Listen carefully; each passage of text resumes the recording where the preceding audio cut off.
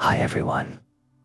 Welcome to the I Am Knower channel. This time, I will tell you a story about Servius Tullius, the people's king of Rome.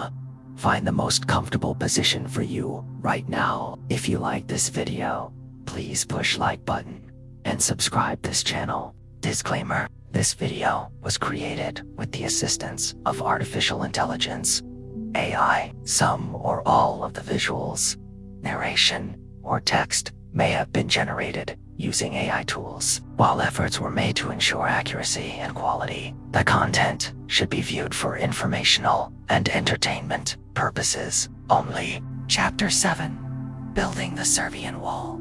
No king before Servius Tullius had so completely transformed the body of Rome, but his ambition did not end with reforms of law and society. He sought also to clothe the city in stone, to give it the shape and strength worthy of its growing power. Thus was conceived the mighty wall that bore his name, the Servian Wall. Until Servius's reign, Rome was a patchwork of settlements scattered across the hills, bound loosely by allegiance to a single king. Its defenses were natural: the Tiber River on one side, steep hills on the others, but the city itself sprawled unevenly, exposed in places, undefined in shape. To Servius, this was no city, but a collection of villages masquerading as one. He envisioned something greater: a city encircled by stone, its limits clearly marked, its heart protected. The wall would embrace all 7 hills: Palatine, Esquiline, Quirinal, Viminal, Celian, Capitoline, and Aventine. Capitoline them into a single body. Within its circuit, Rome would no longer be scattered clans and tribes, but one people living under one crown. The work was immense. Men were conscripted from every class: nobles, who provided funds, and slaves, commoners, who wielded pick and hammer, soldiers, who hold stone in peacetime as readily as they bore shields in war. Day after day, the sound of chisels and shouts of laborers echoed through the valleys as earth was leveled, walls raised, and gates fashioned. The Aventine Hill, long a stronghold of plebeians, was included within the circuit, a gesture that carried as much symbolism as strategy. By enfolding the Aventine, Servius declared that the common people were as much a part of Rome as the patricians of the Palatine. The wall was not merely a defense, it was a promise. When it was complete, the Servian Wall stretched nearly 11 kilometers, its massive blocks a testament to human will and divine favor. Gates pierced its length, welcoming traders and allies, while towers bristled for defense against enemies. More than a barrier, it was a declaration. Rome was no longer a town among towns. It was a city destined for greatness. The people marveled, and pride swelled in their hearts. Behind the wall, they felt not only safer, but more united. It was as though the city itself had been reborn, no longer open and fragile, but whole, encircled, eternal. But as Rome's glory rose, so too did envy. Among the nobility, mutterings grew louder that Servius sought to make himself irreplaceable, to cement his name in stone as well as in law.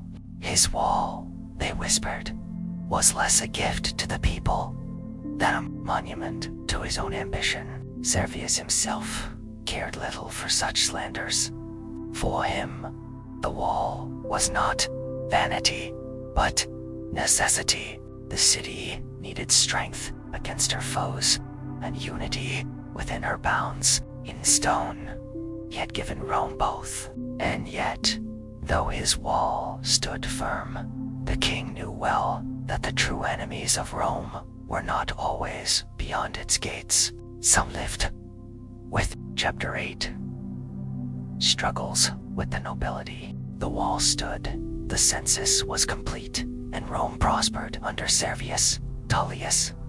The common people praised him as their guardian, the king who gave them dignity and a voice. Yet, for every voice that cried out in gratitude, another murmured in resentment.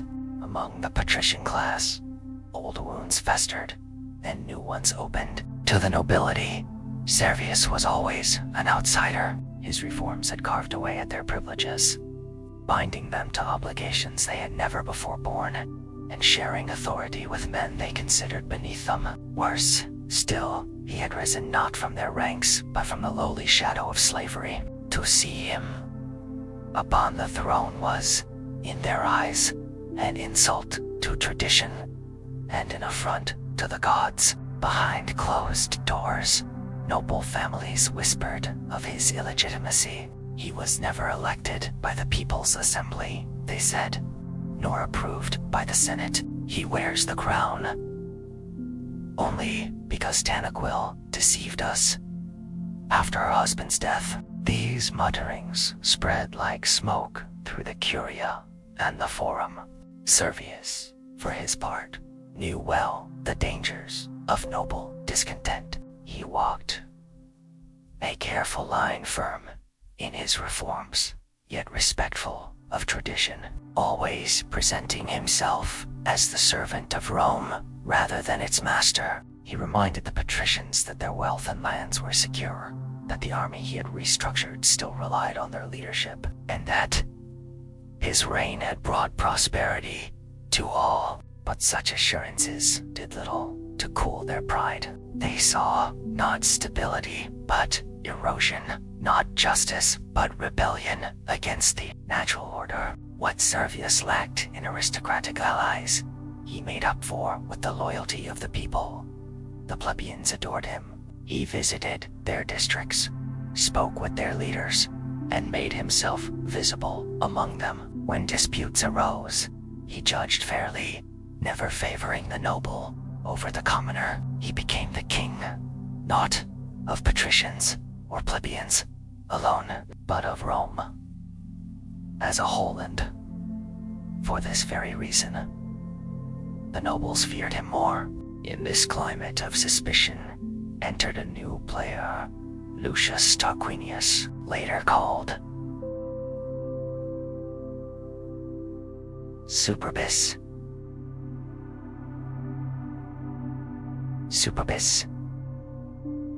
Son-in-law of Servius himself. Handsome, proud, and hungry for power, he gave voice to the whispers that others dared not speak aloud. He declared openly what nobles muttered in secret, that Servius was not truly king, but a usurper propped up by deceit and by the mob. The patricians found in Tarquinius the weapon they had long awaited. He was of noble blood, bold in speech, and unafraid of conspiracy. While Servius sought to unite Rome, Tarquinius began to divide it, gathering those who longed for a return to aristocratic dominance.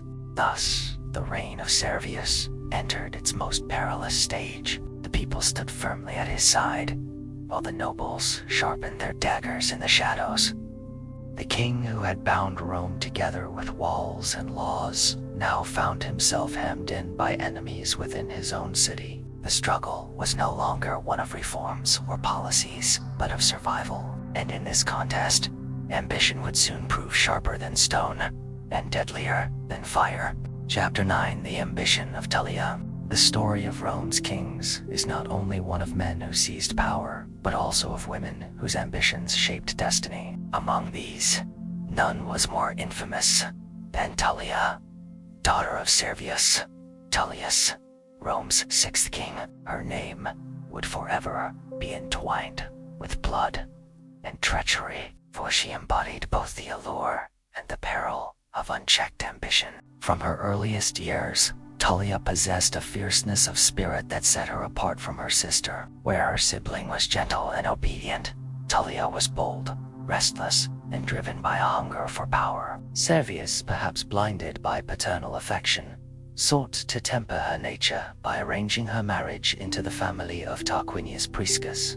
To Tullia, however, marriage was not merely a domestic bond, but a weapon and alliance through which she could shape Rome's future. The union did not begin as fate demanded. Servius paired the proud Tullia with the more humble and restrained Runs, son of Tarquinius Priscus, while her gentler sister was wed to the ambitious Lucius Tarquinius, Run's elder brother. Yet in this arrangement, the king's careful design unraveled. Tullia despised the timidity of Orun's, seeing in him no fire to match her own. She craved instead the ruthless energy she discerned in Lucius, the man denied to her. Likewise, Lucius Tarquinius scorned his mild wife, hungering for a consort who would share, even fuel, his ruthless designs. In whispered councils and stolen meetings, ambition drew Tullia and Lucius together, each recognized in the other a mirror of their own desires, a refusal to be bound by duty, law, or morality when power was within reach. Their thoughts turned dark, and soon their spouses became obstacles. Ancient chroniclers, ever eager to portray moral lessons, claimed that Tullia urged Lucius to arrange the deaths of both Orans and her sister, whether by dagger, poison, or intrigue. The outcome was certain. Both were slain, and the path to union cleared. Their marriage was a scandal, cloaked in thin veils of propriety. Rome's people whispered in fear, for never had a royal union been forged through such blatant crime. Yet, for Tullia, shame was but a trifling price. As queen beside a man of relentless ambition, she saw herself no longer as daughter of a king, but as mother to kings yet unborn. Tullia's voice became the spur that drove Lucius to action.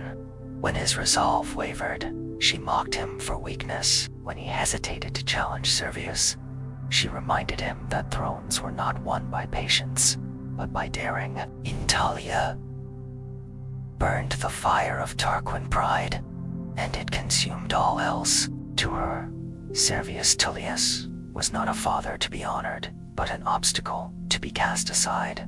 The chronicles speak of her as a woman possessed, one who whispered venom into Lucius' ear, urging him to strike swiftly and seize what fortune offered. And though Rome's annals would later condemn her as unnatural and cruel, it cannot be denied that she reshaped the course of Rome's monarchy. Without her urging, Lucius Tarquinius may have remained a schema in the shadows. With her, he became Tarquinius Superbest, the proud last king of Rome. But the price of such ambition was steep. Tullia's name, etched into the story of Rome, became synonymous with infamy. Where Servius sought to rule by justice, his own daughter chose betrayal. Where other queens of Rome were remembered for piety and loyalty, Tullia was remembered for blood, her legacy inseparable from the fall of the monarchy itself. Chapter 10. The Seizure of the Throne. The seeds of treachery sown by Tullia and Lucius Tarquinius soon bore their bitter fruit. Servius Tullius, though a capable and just ruler, had grown old. His reign, built upon alliances with the common people and careful governance, had earned him loyalty from many, but also resentment from the proud patrician families who bristled at his reforms. Into this climate of discontent stepped Lucius Tarquinius, with ambition sharpened by his wife's relentless urging. Tullia's voice was constant in his ear. "Are you a king's son or a coward? Was your father's throne built so that you might live in another man's shadow? The crown is yours, if only you dare take it."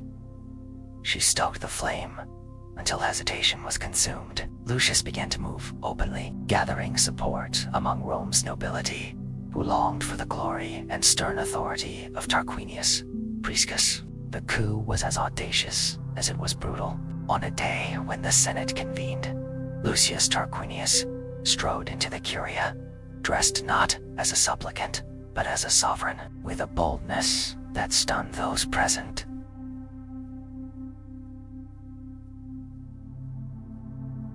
He seated himself upon the royal throne. Senators, startled into silence, watched as he began to speak, not in the manner of a petitioner, but as though already king. When Servius entered, summoned from the palace, he found his son-in-law usurping his place. Words of outrage rose in his throat, but Lucius, prepared for this moment, launched into a speech.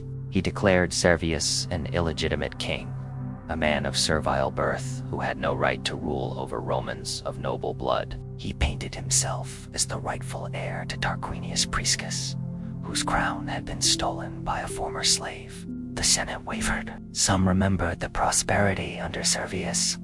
Others feared the force and arrogance of Lucius. But hesitation ended when Lucius, seizing Servius by the arm, hurled the aging king down the steps of the Curia, bruised and bleeding. The old monarch tried to make his way back to the palace, but assassins loyal to Tarquinius cut him down in the street. Thus ended the reign of Servius Tullius, the first king of Rome to die by the hand of his successor. Yet the tale of cruelty did not end with the king's murder. When news reached Tullia, she did not shrink from horror. Instead, she ordered her chariot and drove to the Senate house to greet her husband as king. On her way, she came upon the body of her father, lying lifeless in the road. The driver reined in, horrified at the sight, but Tullia commanded him forward. The wheels of her chariot crushed the corpse of Servius beneath them, spattering her garments with the blood of her own father. The Romans, aghast, named the street forever after this deed, Vicus Celeratus, the street of crime. Tullia's name became a curse on the lips of the people. Her ambition seen not as noble, but as monstrous, and yet, for all their whispers and fear, none dared rise against the new sovereigns. Thus, Lucius Tarquinius ascended to the throne, not by right, nor by election, but by violence and murder. He took the name Tarquinius Superbest, the Proud, a title as much a condemnation as it was a crown. With him, the monarchy entered its darkest age. Chapter 11. The Reign of Tarquinius Superbus. With the blood of Servius Tullius scarcely dried on the stones of the Vicus Celeratus, Lucius Tarquinius seized the throne. From the very beginning, his rule bore the mark of tyranny. Where Servius had sought compromise, Tarquinius sought domination.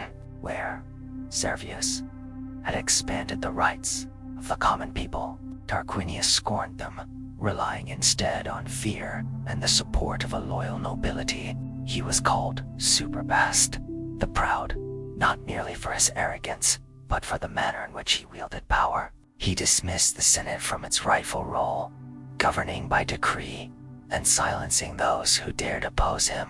Rather than persuade or negotiate, Tarquinius relied on violence and intimidation. The senators who had supported him in his coup found themselves little more than ornaments, summoned only when their assent was already assured. Yet, even tyranny brought results. Tarquinius continued the great building projects of his predecessors, seeking to leave his mark upon the city. He completed the mighty temple of Jupiter, Optimus, Maximus, on the Capitoline Hill, a structure so vast and magnificent that it would dominate Rome's skyline for centuries. He expanded the Circus Maximus, enlarging the arena where the people might distract themselves with races and games. These monuments were built not merely for the glory of the gods or the joy of the people, but to magnify the grandeur of his own reign. War, too, occupied much of his rule. Tarquinius led campaigns against neighboring peoples, the Valsi, the Gabii, the Latins often, with ruthless cunning. In Gabii, he feigned weakness, sending his son Sextus to infiltrate the city and win its trust. Once Sextus held command within, The gates were thrown open, and Tarquinius claimed another victory. Not by force of arms, but by deceit. But if his victories strengthened Rome, his cruelty weakened its spirit. He levied heavy taxes to fund his ambitions, conscripted laborers for endless construction, and crushed dissent with merciless severity. The Romans, once proud of their kings, began to whisper of bondage under their own ruler. Even the gods seemed to show disfavor as omens darkened the skies and plague struck the people. Tarquinius' reign was not without splendor. Rome grew richer, her temples loftier, her armies feared. Yet, beneath the surface, discontent simmered. The memory of Servius Tullius, the people's king, lingered in the hearts of Romans. They contrasted his justice with Tarquinius' pride, his reforms with Tarquinius' oppression. What Tarquinius could never crush was the silent resentment that spread through the city like embers awaiting a spark. That spark would come not from battlefields or senatorial plots, but from the king's own household, from the arrogance of his son Sextus Tarquinius, and the tragedy that would soon ignite Rome's fury. Chapter 12. The Crime of Sextus Tarquinius. Among the many shadows that darkened the reign of Tarquinius Superbus, none loomed darker than the deeds of his son, Sextus Tarquinius. Where the father was proud, the son was reckless. Where the father saw dominion, the son sought only indulgence. His arrogance was unchecked, his cruelty infamous, his appetites dangerous. The crime that would shake Rome began not on the battlefield, but in a household marked by virtue. During a military campaign, the sons of Tarquinius dined with their kinsmen and debated over which of their wives was the most virtuous. To settle the matter, they rode back to Rome in secret, each eager to prove his own claim. They found the noble women feasting and laughing, enjoying the luxuries of wealth. But at Galatia, they discovered Lucretia, the wife of Lucius Tarquinius, Calatinus, not at leisure, but at her loom, spinning wool late into the night. Her modesty, diligence, and chastity were beyond reproach. The princes conceded her the crown of virtue. Yet, in Sextus Tarquinius, admiration turned swiftly to desire and desire to obsession. He returned to Galatia under the guise of a guest, welcomed with the hospitality due his station. But in the silence of the night, he entered Lucretia's chamber with a drawn sword. He threatened her honor and her life, declaring that if she resisted, he would kill her and place her body beside that of a slave, branding her with eternal shame. Trapped by fear, Lucretia submitted to the violence. When morning came, Sextus departed, boasting in secret of his conquest, but leaving behind a wound deeper than any he could imagine. For Lucretia, dishonored, though guiltless, could not endure the stain. She summoned her husband, her father, and her kinsmen, among them Lucius Junius Brutus, a man long thought slow-witted, but inwardly keen. With tears, she told them of Sextus' crime. They sought to console her, insisting that her soul bore no fault. But Lucretia, resolute, drew a dagger from her robe and plunged it into her heart, declaring with her last breath, "Though my body has been violated, my spirit shall remain pure. Let my blood be the seed of vengeance." Her death was like lightning across the city. Grief turned swiftly to fury, and fury to resolve. Brutus, lifting the dagger from her breast, swore an oath before the gods and the people that he would drive the Tarquins from Rome and never again allow a king to rule. One by one, those present bound themselves by the same vow. Thus, from the crime of Sextus Tarquinius and the sacrifice of Lucretia was born the fire that would consume the monarchy. The people, long resentful of Tarquinius' tyranny, found in this outrage the cause they had lacked, the spark that turned whispers into open revolt. The kings of Rome had risen by conquest, cunning, and ambition. Now, they would fall by their own excess. Chapter 13. The Fall of the Monarchy. The streets of Rome, long accustomed to murmurs of discontent, now echoed with cries for justice. The blood of Lucretia, spilled by her own hand, became the banner under which the people rallied. No longer could they endure the arrogance of Tarquinius Superbus or the outrages of his sons. The monarchy, once the pillar of Rome, stood rotted at its core, ready to be toppled. Lucius, Junius, Brutus, once dismissed as a harmless fool, emerged as the leader Rome needed. Seizing Lucretia's dagger, he called upon the Romans to avenge her dishonor and to cast off forever the tyranny of kings. Before the assembled citizens, he swore an oath that Rome would never again submit to one man's rule. The crowd roared their assent, their long frustrated anger now finding a voice. The uprising spread swiftly. While Tarquinius Superbus was away at war, the city's gates were closed against him. His household, once feared, became a target of loathing. The Senate, tired of being silenced, declared him deposed. The people, emboldened by their numbers, armed themselves against his return. When Tarquinius attempted to march back to Rome, he found the city barred, its walls defended not by mercenaries or noble retainers, but by the people themselves. Deprived of support and with his enemies united, he fled into exile with his family, seeking refuge among the Etruscans. Thus ended the line of Rome's kings. In the place of monarchy rose something new, the Republic.